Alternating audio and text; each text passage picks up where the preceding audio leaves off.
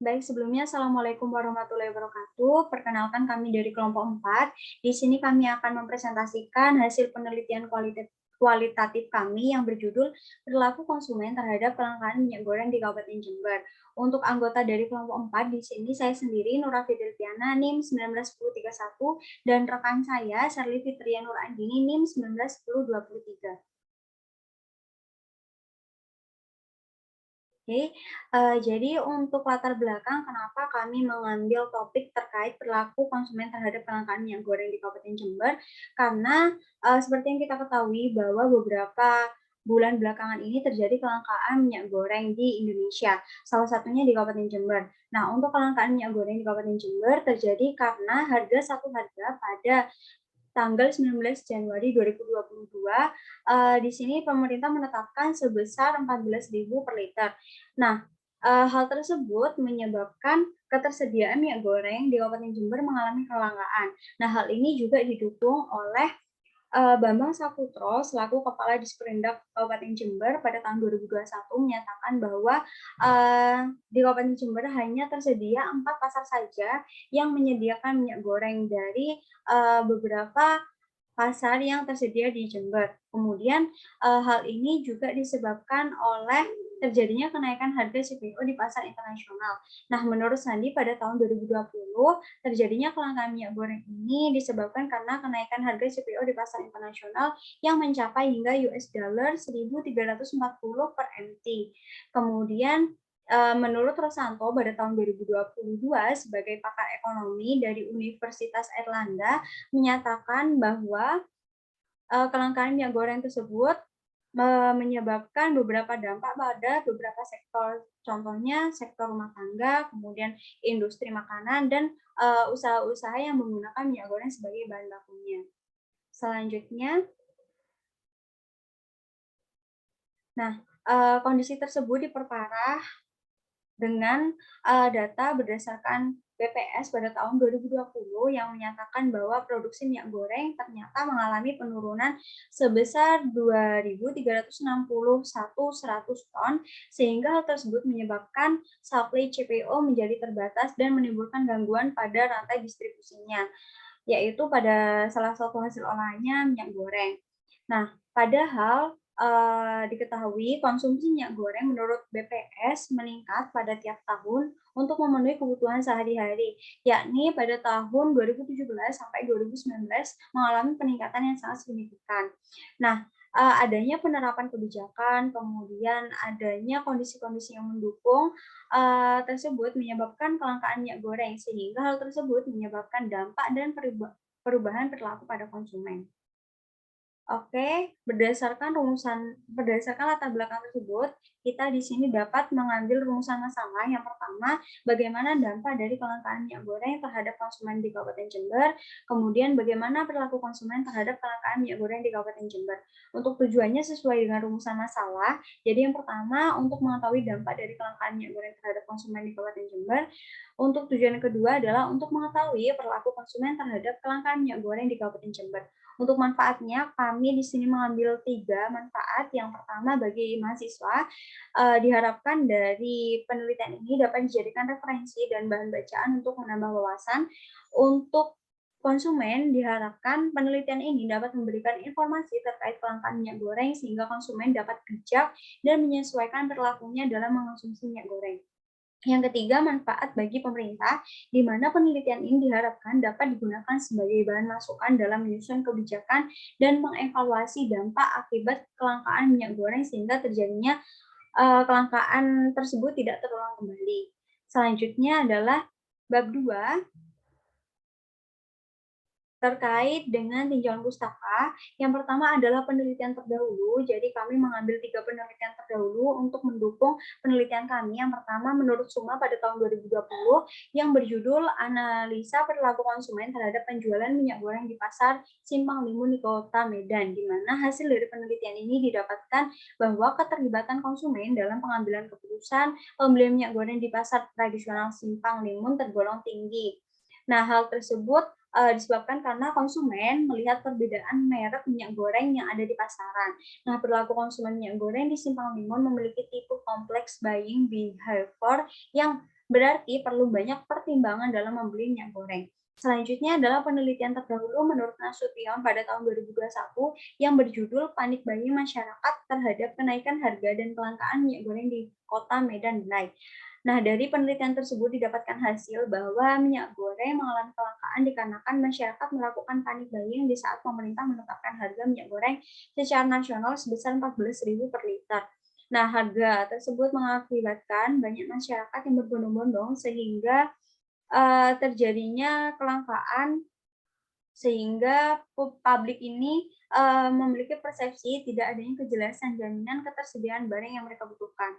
Selanjutnya adalah penelitian terdahulu menurut Kusmiati tahun 2018 yang berjudul Dampak Kenaikan Harga Bahan Pokok Terhadap Tingkat Kesejahteraan Masyarakat Menurut Ekonomi Islam di Desa Tirtosari, Kecamatan Banyuasin 1. Nah, dari penelitian tersebut dihasilkan bahwa kenaikan harga bahan pokok, misalnya minyak goreng, kedelai, beras, dan daging, berdampak kurang baik pada kesejahteraan masyarakat di Desa Tirtosari. Harga yang mengalami kenaikan secara signifikan dirasa tidak sesuai dengan pendapatan masyarakat, sehingga hal tersebut menyebabkan daya beli masyarakat berkurang, dan masyarakat tidak mampu membeli kebutuhan sekunder lainnya. Untuk selanjutnya, saya serahkan kepada rekan saya. Nah, baik, selanjutnya itu landasan teori yang dipakai dalam penelitian kami, yaitu ada 4. Yang pertama, karakteristik komoditas kelapa sawit. Nah, menurut penelitian dilakukan oleh ASNOR 2021, komoditas kelapa sawit merupakan komoditas yang memiliki peran strategis dalam perekonomian nasional dan kesejahteraan masyarakat. Nah, untuk kelapa sawit termasuk ke dalam komoditas ekspor utama dibandingkan dengan subsektor perkebunan lainnya. Nah, selanjutnya yaitu teori minyak sawit, di mana minyak sawit merupakan produk turunan yang berasal dari komoditas kelapa sawit yang menghasilkan minyak nabati kelapa sawit salah satunya yang dihasilkan dari proses pengolahan buah kelapa sawit bagian daging dan inti buah atau kernel. Nah, selanjutnya yaitu teori perilaku konsumen. Menurut Septiana tahun 2017 menyatakan bahwa perilaku konsumen merupakan perilaku seseorang yang mendasari dalam upaya mencari, membeli, dan menggunakan barang dan jasa untuk memenuhi kebutuhan sehari-hari.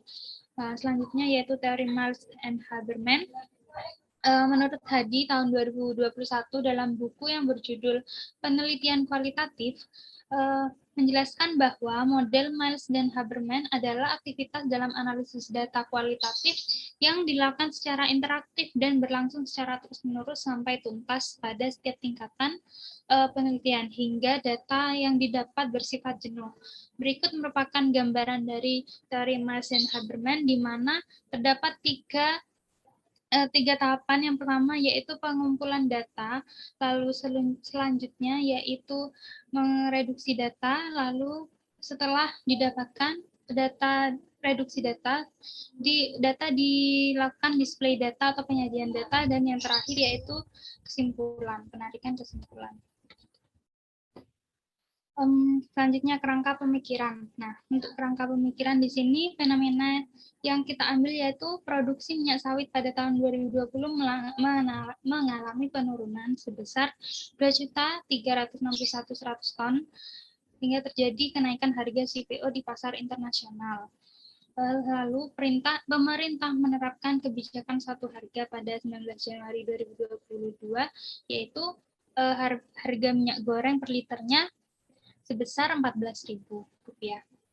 Nah, untuk metode penelitian yang digunakan yaitu analisis deskriptif kualitatif menggunakan Miles dan Haberman dengan variabel dampak dengan indikator yaitu penggunaan jenis minyak goreng, pengeluaran konsumen, jumlah konsumsi, dan cara masak. Lalu variabel perilaku yakni faktor internal dan eksternal.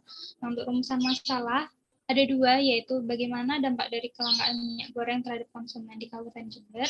Lalu yang kedua, bagaimana perilaku konsumen terhadap kelangkaan minyak goreng di Kabupaten Jember. Dan landasan teori yang dipakai yaitu komoditas kelapa sawit, minyak sawit, perilaku konsumen, dan teori Miles dan Haberman.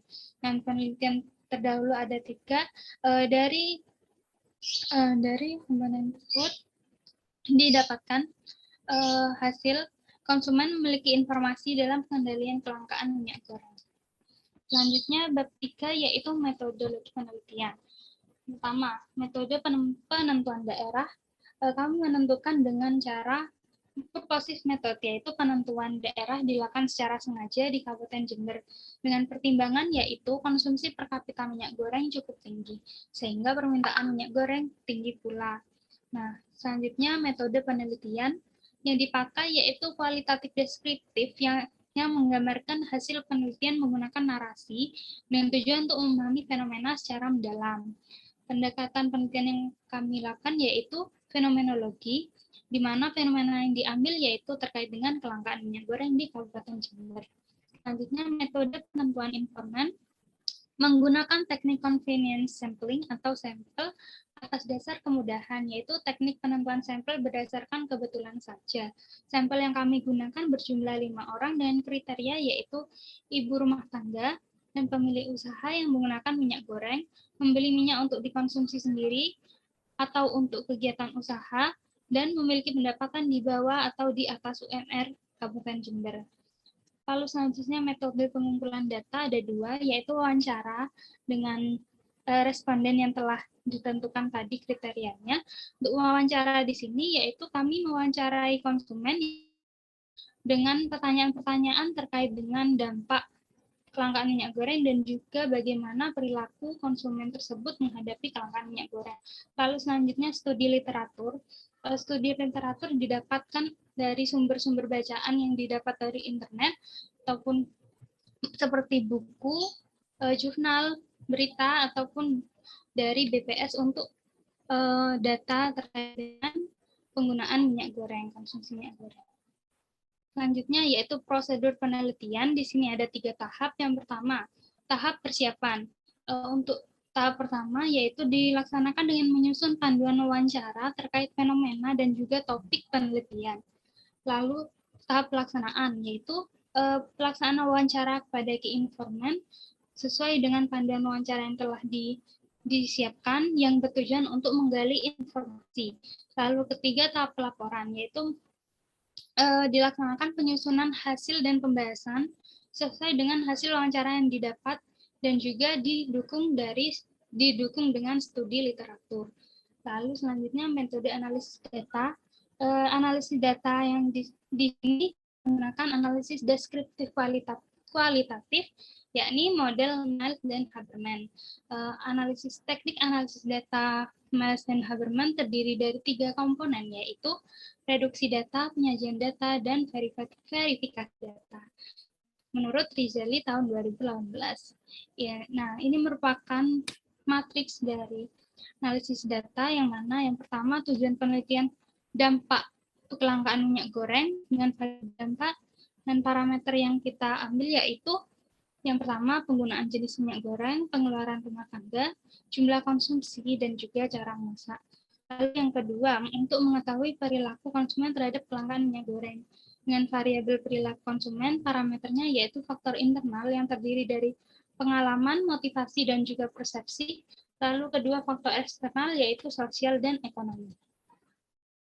Keabsahan data. Nah, keabsahan data ini diuji melalui 4 kriteria, yaitu kepercayaan, keteralihan, kebergantungan, dan kepastian. Pemeriksaan keabsahan data pada penelitian kami menggunakan uji kredibilitas menggunakan teknik triangulasi, yaitu triangulasi sumber dan triangulasi metode. Terminologi selanjutnya yaitu terminologi yang digunakan, yaitu ada minyak sawit, minyak goreng, perilaku konsumen, jumlah konsumsi, dan juga dampak. Nah, baik, selanjutnya yaitu hasil dan pembahasan. Untuk yang pertama, terkait dengan dampak kelangkaan minyak goreng terhadap konsumen di Kabupaten Jember. Nah, minyak goreng ini merupakan salah satu kebutuhan pokok yang penting untuk memenuhi kebutuhan rumah tangga. Terjadinya kelangkaan minyak goreng khususnya di Kabupaten Jember menimbulkan dampak bagi konsumen yang mana dibagi dalam 4 kategori berikut. Ada yang pertama yaitu perubahan jenis minyak goreng yang digunakan. Nah, indikator yang pertama ini konsumen setelah saat terjadi kelangkaan, konsumen mengalami perubahan penggunaan jenis minyak goreng yang awalnya menggunakan kemasan menjadi curah. Hal tersebut dikarenakan minyak goreng curah lebih murah dibandingkan dengan minyak goreng kemasan, dan juga ketersediaannya lebih banyak dibanding dengan kemasan. Lalu selanjutnya pengeluaran rumah tangga. Untuk pengeluaran rumah tangga ini terjadi peningkatan pada konsumen karena terjadinya kelangkaan mengikuti terjadi harga minyak goreng meningkat pula. Harga minyak goreng mengalami kenaikan menjadi 24.000 per liter untuk minyak goreng kemasan, sedangkan untuk minyak goreng minyak goreng curah menjadi 15.000 per liter. Data tersebut diambil dari Siska Perbako tahun 2022, sehingga harga yang meningkat tersebut menyebabkan konsumen dalam membeli minyak goreng mengalami peningkatan pula. Lalu selanjutnya yaitu jumlah konsumsi. Nah, berdasarkan hasil wawancara yang didapat, saat terjadi kelangkaan, konsumen tidak mengurangi jumlah konsumsi minyak goreng. Hal tersebut dikarenakan minyak goreng merupakan kebutuhan pokok dan tidak ada bahan lain yang bisa menggantikan minyak goreng. Kegiatan menggoreng bahan makanan sudah menjadi kebiasaan yang tidak bisa lepas dalam kehidupan sehari-hari. Oleh karena itu, terjadinya kelangkaan minyak goreng tidak berpengaruh terhadap jumlah konsumsi minyak goreng pada konsumen. Lalu selanjutnya, perubahan cara memasak. Nah, dampak yang terakhir ini merupakan terjadinya perubahan cara memasak yang biasanya digunakan dalam menggoreng makanan diubah menjadi dikukus atau dibakar. Namun cara tersebut tidak sering diterapkan pada konsumen. Konsumen masih sering menggoreng makanan untuk dikonsumsi karena menggoreng makanan sudah menjadi tradisi masyarakat dan masyarakat suka dengan makanan yang digoreng. Oleh karena itu, adanya kelangkaan minyak goreng menimbulkan berbagai dampak terhadap aktivitas konsumsi rumah. Baik, selanjutnya. Baik, untuk selanjutnya di sini pembahasan terkait rumusan masalah yang kedua, yakni perilaku konsumen terhadap kelangkaan minyak goreng, di mana dari dampak-dampak yang telah dipaparkan pada pembahasan pertama tadi, di situ menyebabkan perubahan perilaku pada konsumen. Nah, untuk perilaku konsumen terhadap kelangkaan minyak goreng di Kabupaten Jember ini didasarkan oleh dua faktor. Yang pertama adalah faktor internal, yang kedua adalah faktor eksternal. Jadi faktor internal ini merupakan faktor yang berasal dari diri konsumen secara langsung, sementara faktor eksternal merupakan faktor yang berasal dari lingkungan sekitar konsumen. Nah, untuk faktor internal ini terbagi menjadi tiga. Yang pertama dari motivasi, kedua adalah persepsi, ketiga adalah pengalaman. Sedangkan faktor eksternal yaitu ada dua, yaitu ekonomi dan sosial. Yang pertama adalah faktor internal motivasi, di mana motivasi ini merupakan dorongan kenapa konsumen tetap melakukan pembelian minyak goreng di tengah terjadinya kelangkaan. Jadi untuk motivasi konsumen ini karena minyak goreng merupakan bahan pokok untuk kegiatan memasak. Selain itu juga untuk beberapa pengusaha makanan, minyak goreng ini merupakan bahan baku utama dalam menjalankan bisnis, sehingga walaupun terjadinya kelangkaan minyak goreng, konsumen tetap membeli minyak goreng untuk kelangsungan kehidupan sehari-harinya. Selanjutnya adalah faktor internal terkait persepsi, di mana ini membahas terkait pandangan konsumen terhadap minyak goreng walaupun terjadi kelangkaan. Nah, konsumen di sini menganggap bahwa sejauh ini masih belum ada pengganti yang dapat menggantikan minyak goreng untuk menggoreng makanan, sehingga hal tersebut menyebabkan konsumen tetap membeli meskipun terjadi kelangkaan dan harganya naik. Selain itu juga disebabkan karena di wilayah perkotaan tidak ada produksi minyak nabati lainnya, misalnya minyak kelapa, sehingga hal tersebut menyebabkan konsumen tetap membeli minyak goreng. Selanjutnya adalah faktor internal terkait pengalaman, di mana ketika terjadi kelangkaan minyak goreng, konsumen seringkali kehabisan stok sehingga menyebabkan konsumen mencari informasi ke masyarakat sekitar. Nah, setelah mendapatkan informasi, kemudian masyarakat melakukan pembelian secara langsung ke tempat yang menyediakan minyak goreng tersebut. Nah, kemudian konsumen membeli minyak goreng dalam jumlah yang banyak untuk persediaan di rumahnya. Selanjutnya adalah faktor eksternal. Yang pertama, pembelian minyak goreng di sini dilatar belakangi oleh keadaan ekonomi konsumen, di mana pada saat terjadinya kelangkaan, konsumen mempertimbangkan keadaan ekonominya ketika membeli dengan memprioritaskan harga goreng yang harganya lebih terjangkau. Di sini konsumen ada 2 perilaku. Yang pertama tetap menggunakan minyak goreng curah, eee, mohon maaf, konsumen tetap menggunakan minyak goreng kemasan. Selanjutnya konsumen beralih dari yang awalnya menggunakan minyak goreng kemasan beralih ke minyak goreng curah. Hal tersebut disebabkan karena konsumen memilih minyak goreng yang harganya lebih terjangkau dan tidak mementingkan merek lagi. Selanjutnya adalah faktor eksternal sosial, di mana konsumen tetap melakukan pembelian minyak goreng ketika terjadi kelangkaan karena anggota keluarganya hanya menyukai makanan yang digoreng, sehingga hal tersebut menyebabkan konsumen tetap membeli minyak goreng. Selanjutnya bab 3 terkait dengan penutup.